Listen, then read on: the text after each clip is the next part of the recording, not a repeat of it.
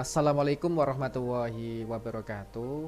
Selamat pagi, siang, sore, teman-teman semuanya. Salam sejahtera untuk kita semuanya. Salam sukses untuk semuanya.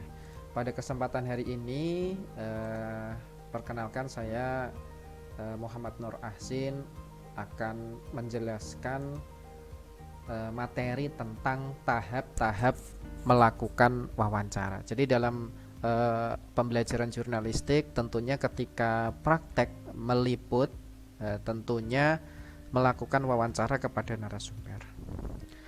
Oke, kita pahami dulu wawancara. Jadi wawancara adalah percakapan dua orang atau lebih yang berlangsung antara narasumber dan pewawancara dengan tujuan mengumpulkan data-data berupa informasi. Jadi kita melakukan wawancara itu untuk mendapatkan informasi. Kemudian merujuk dari KBBI atau Kamus Besar Bahasa Indonesia, wawancara adalah tanya jawab dengan seseorang, bisa pejabat atau mungkin saksi atau mungkin orang-orang penting dan sebagainya untuk dimintai keterangan atau pendapatnya mengenai suatu hal, untuk dimuat di dalam surat kabar, disiarkan melalui radio atau ditayangkan pada layar televisi. Jadi itu adalah penjelasan wawancara. Kemudian wartawan, media cetak, radio, televisi atau online melakukan suatu kegiatan yang sama, yaitu wawancara.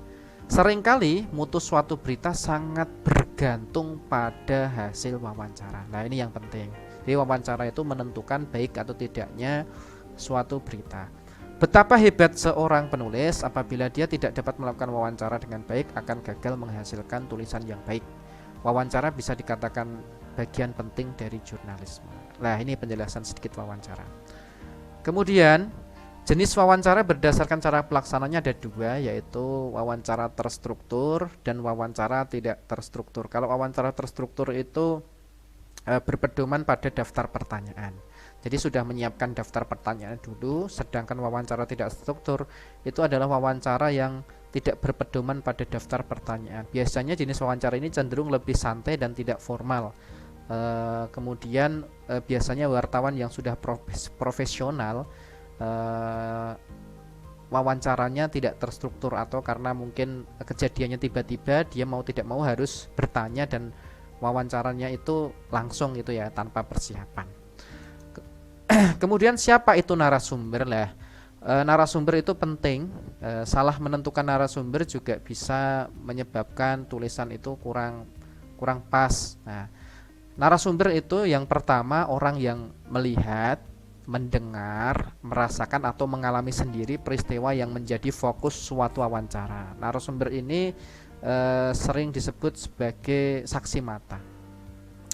Kemudian orang yang kedua, orang yang karena jabatannya memiliki dan mengetahui informasi yang dibutuhkan wartawan untuk disampaikan ke publik. Contohnya seandainya bupati atau mungkin gubernur, kepala sekolah atau dinas pendidikan, seandainya ada hal-hal yang perlu dimintai keterangan juga butuh diwawancarai. Kemudian yang ketiga, pakar atau ahli. Pakar atau ahli adalah disiplin ilmu yang mampu menjelaskan kepada masyarakat mengenai suatu ihwal atau peristiwa.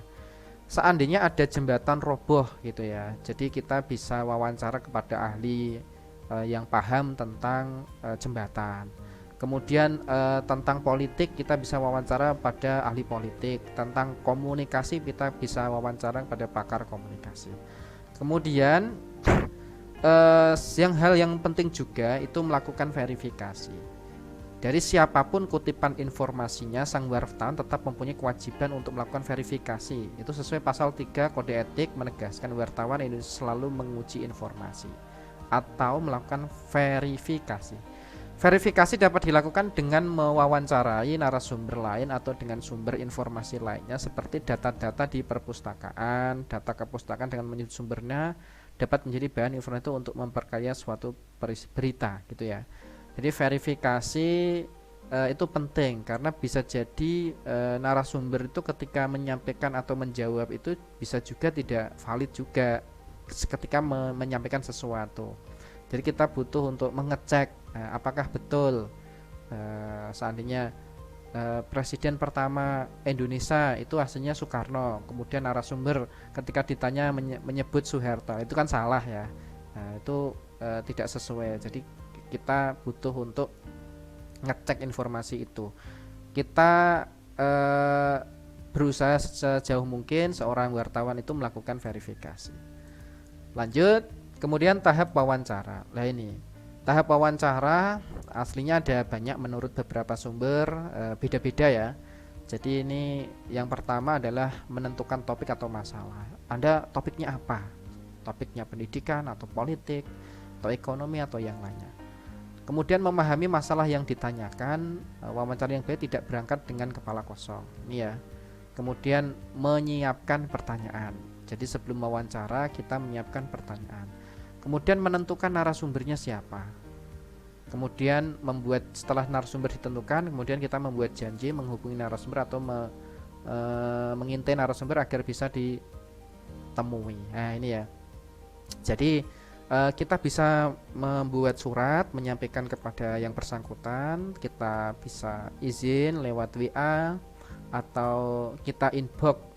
Seandainya dia memiliki media sosialnya, kita bisa inbox untuk janjian atau bagaimana lah. Yang penting kita menghubungi narasumber. Kemudian beberapa bentuk wawancara menurut keadaannya ya. Jadi menurut keadaan itu macam-macam. Ada wawancara dengan perjanjian. Jadi wawancara yang dilakukan dengan membuat janji terlebih dahulu antara pewawancara dan narasumber. Nah ini gampang ya. Yang penting ada komunikasi. Kemudian konferensi pers. Nah kalau konferensi pers ini akan hadir banyak wartawan di sana dan semua informasi di dalam konferensi pers itu didengar juga oleh wartawan lain, sehingga tidak satu pun media memperoleh informasi secara eksklusif gitu ya. Kemudian yang selanjutnya wawancara di tempat kejadian. Nah, bisa juga wawancara di tempat kejadian atau bisa disebut on the spot interview. Misalnya di tempat terjadinya kecelakaan, bencana alam, kebakaran, demo dan sebagainya. Langsung di tempat. Kemudian doorstepping. Nah, apa itu doorstepping? Yaitu wawancara dengan pejabat atau narasumber yang dicegat ketika dia turun dari mobil atau keluar dari pintu kantornya pada saat wartawan belum membuat janji untuk mewawancarinya. Kadang kita bisa melihat di televisi ada wartawan yang tiba-tiba mencegat seorang, katakanlah itu presiden atau gubernur atau hakim atau mungkin seseorang yang keluar dari pintu kemudian langsung dikerubungi. Seperti di gambar bawah ini ada ini ya, Susi Pujiastuti yang langsung keluar dari pintu langsung dikerubungi wartawan untuk dimintai keterangan terkait sesuatu hal. Itu beberapa bentuk wawancara menurut keadaannya. Kemudian merencanakan wawancara. Jadi wawancara itu butuh direncanakan. Yang pertama tentukan tujuan wawancara, kemudian tentukan narasumber, susun pertanyaan, minta waktu untuk wawancara kepada narasumber, jelaskan tujuan atau topik yang akan diliput, kemudian berusaha datang lebih awal. Intinya jangan sampai telat ya, karena wartawan kadang narasumber kadang waktunya itu terbatas, sehingga ketika sudah menyempatkan waktu kita telat ya kadang waktu yang kita gunakan sedikit. Nah, jadi berusaha datang lebih awal. Kemudian beberapa gaya pewawancara. Gaya pewawancara itu macam-macam nih. Ada model tanya jawab, ada diskusi, ada pasif, ada agresif, interrogatif. Tanya jawab ada yang sopan, adalah tanya jawab yang kita bertanya kemudian narasumber menjawab.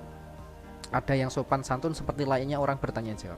Nada suaranya datar, tenang, dan tanpa penekanan, dan suaranya tinggi, tapi dia terus menggali pertanyaan. Itu tanya jawab. Kemudian diskusi, ada ya wartawan yang menggali informasi itu dengan gaya santai, tidak seperti wawancara tapi diskusi, tapi direkam ya sambil mencatat gitu. Kemudian ada yang pasif, ada wartawan yang berlaku pasif gitu ya. Dia hanya mengajukan pertanyaan satu-satu dan menunggu jawaban, dan jarang dia memotong kalimat narasumbernya. Dia menunggu inisiatif narasumber untuk mengungkapkan informasi. Yang keempat, agresif interrogatif. Lah, mungkin gaya wartawan yang mungkin banyak ditemukan adalah yang agresif interrogatif ini ya.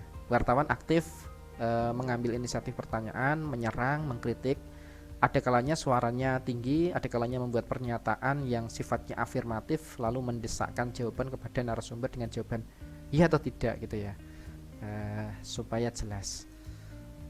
Nah, ini ada 4 prinsip utama yang harus diperhatikan dalam setiap wawancara. Jadi yang pertama, siapkan diri sebaik mungkin, termasuk peralatan wawancara, menyiapkan baju, kendaraan, atau lainnya. Kemudian memulai pembicaraan dengan membuat narasumber santai, senang bertemu dengan Anda. Jadi jangan langsung bertanya ya. Kalau waktunya masih lama bisa santai, tapi kalau waktunya mepet bisa langsung to the point. Nah, kemudian yang ketiga, ajukan pertanyaan yang mendorong narasumber bercerita. Jadi kadang ada narasumber yang berbicaranya itu pendek-pendek, kita harus bisa memancing agar narasumber bisa berbicara dengan informasi yang cukup. Kemudian dengarkan dan beri perhatian sepenuhnya. Kemudian hak narasumber sesuai kode etik jurnalistik. Lah, ini ada hak. Yang pertama, hak anonim sebagai perlindungan bagi keselamatan jiwa keluarga, jabatan, dan pekerjaan narasumber. Seandainya itu narasumbernya itu butuh dirahasiakan, ya kita sebut buat anonim. Kemudian narasumber berhak untuk mengetahui siapa yang akan mewawancarinya.